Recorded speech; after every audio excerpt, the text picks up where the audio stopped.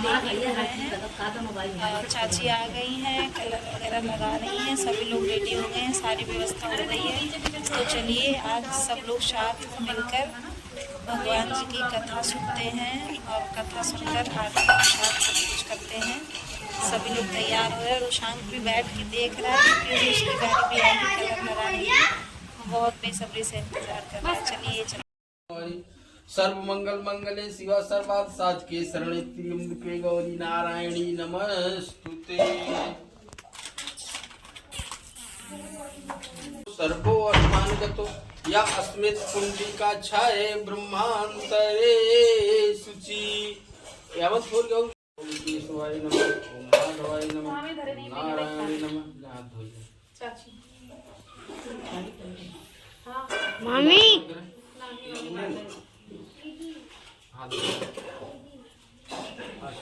ओम केशवाय नमः, ओम माधवाय नमः, ओम नारायणाय नमः।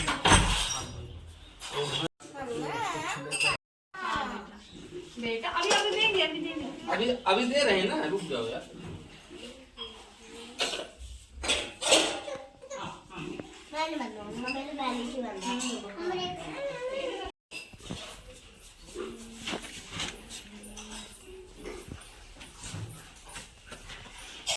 उत्तर प्रदेश से अवध क्षेत्र सुल्तानपुर गोमती नदी तीरे रामापुर ग्राम महामंगल मासानाम मासोत्तम ज्येष्ठ मासे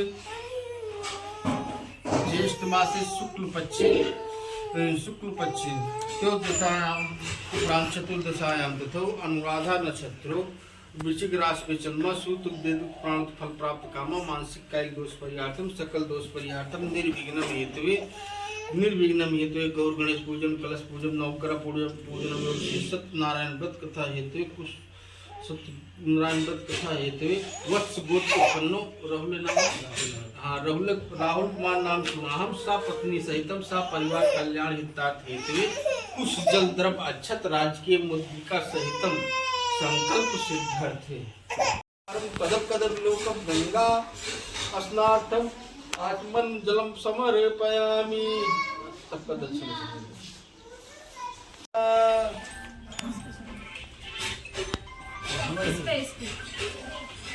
वेदम भक्तम प्रियम परमेश्वर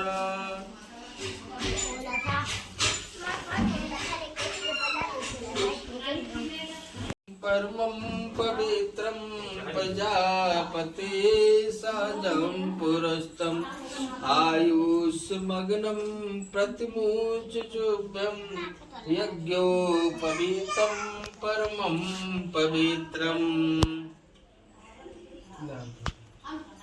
पुष्पाणि गिरिं परमेश्वरा।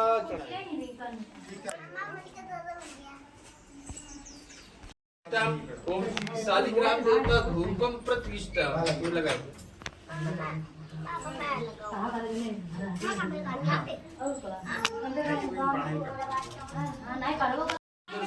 शालिग्राम देवता दीप दर्शयाम समर्पयामि।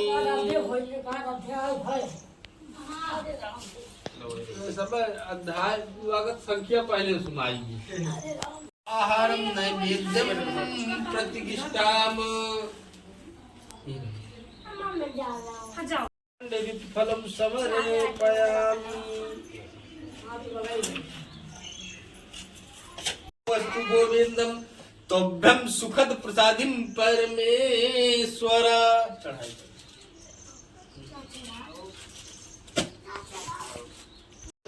अनंत फल देयम इदम सुखद प्रसादिम परमेश्वर।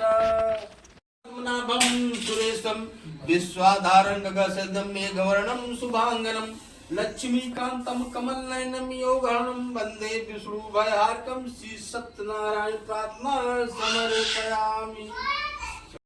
मनवांछित फल प्राप्त होगा। इस प्रकार बैठकर सभी ऋषियों आपस में चर्चा कर ही रहे थे तो कहीं से चलते हुए सभी वेद पुराण के ज्ञातक श्री सूत जी महाराज पहुंचे और सूत जी महाराज को देखकर सभी ऋषियों खड़े हो गए और साक्षात दंडवत प्रणाम करके सभी ऋषियों ने पूछा, हे महामुनि, घोर कलयुग आ रहा है, किस प्रकार सभी का कल्याण होगा, कृपया करके आप मुझे बतलाइए किस व्रत अथवा तपस्या से मनवांछित फल प्राप्त होगा।